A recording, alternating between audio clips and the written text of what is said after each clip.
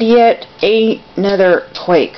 A magnitude 6.9 earthquake killed at least 23 people, trapped many others, and collapsed houses in ethnic Tibetan town of Yeshu, Qinghai province, on the mountain's Tibetan plateau. Xinhua News Agency reported 23 deaths on Wednesday morning after a series of quakes and aftershocks caused low-level brick buildings to collapse, decided local civil affairs authorities.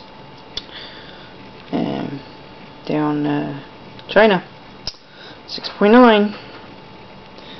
Is anybody counting? Seems like every day there's another earthquake. People, this is not normal.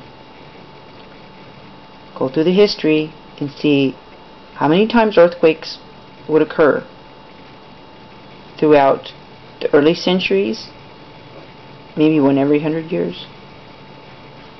And then now, the increasing and the intensity, the frequency, it's almost every day.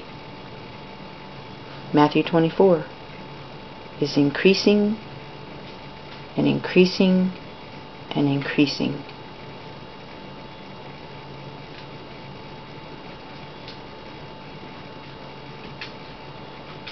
Matthew 24.